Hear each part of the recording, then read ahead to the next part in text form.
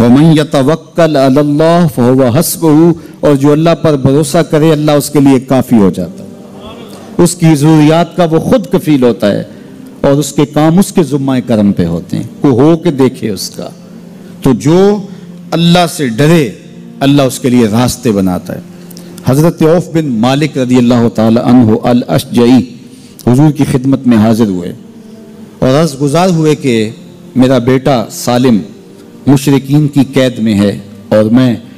فاقوں کی حالت میں ہوں، تو فرمایا آل محمد کے پاس ایک سیر جو ہیں، بس اس کے علاوہ ہمارے پاس بھی کھانے کے لیے دنیاوی اسباب نہیں ہیں۔ کہا صبر کرو اور اللہ سے ڈرو اور لا حول ولا قوت الا باللہ کثرت کے ساتھ پڑھو۔ یہ ایسا وظیفہ ہے، ایک حدیث پاک میں آتا ہے کہ یہ 99 بیماریوں کا علاج ہے، اس میں سب سے کم درجے کی بیماری ہم اور غم ہے، یہ دکھوں کا مداوع ہے، مشکلات کا علاج ہے، اور یہ وظیفہ میرے حضور نے بتایا۔ حضرت ابو ذر غفاری رضی اللہ تعالیٰ عنہ کو حضور نے 5 چیزیں بتائی تھی، ان میں سے 5ویں چیز یہ تھی کہ ابو ذر کثرت کے ساتھ لا حول ولا قوت الا باللہ پڑھا کرو۔ فرمایا عرش الہی کے نیچے ایک خاص خزانہ ہے، یہ وظیفہ وہاں سے آیا ہے، یہ زندگی میں معمول بنا لو، جب پھنس جاؤ مشکلات میں آ جاؤ تو لا حول ولا قوت الا باللہ پڑھو، اللہ راستے کھولے گا۔ تو حضور نے 3 چیزیں فرمائی، اللہ سے ڈرو، صبر کرو اور کثرت کے ساتھ لا حول ولا قوت الا باللہ پڑھو۔ وہ فرماتے ہیں کہ میں یہ عمل شروع کیا، ابھی گھر میں بیٹھا ہی تھا کہ دروازے پہ دستک ہوئی، تو میں اٹھا کہ دروازہ کھولوں دیکھوں کہ کون ہے، تو دروازہ کھولا، دیکھا میرا بیٹا کھڑا ہے اور اس کے پیچھے 100 اونٹ کھڑے ہیں۔ تو میں نے کہا کہ تم اور یہ اونٹ؟ کہا مجھے موقع لگ گیا، میں ان کی قید سے بھاگ آیا اور آتے آتے ان کے 100 اونٹ بھی ہانک لایا ہوں۔ وَيَرْزُقْهُ مِنْ حَيْثُ لَا يَحْتَسِبُ، وہ تمہیں وہاں سے رزق دے گا جہاں سے تمہیں گمان بھی نہیں، اس کے ہو کے تو دیکھو۔ اللہ اکبر، اللہ کے ہو جاؤ تو پھر وہ تمہاری ضرورتوں کا کفیل ہو جائے گا۔ فرمایا حضرت عبداللہ ابن مسعود رضی اللہ تعالیٰ عنہ نے کہ کسی شخص کو فقر و فاقہ آ جائے تو وہ لوگوں کو بتائے کہ میں آج کل بڑے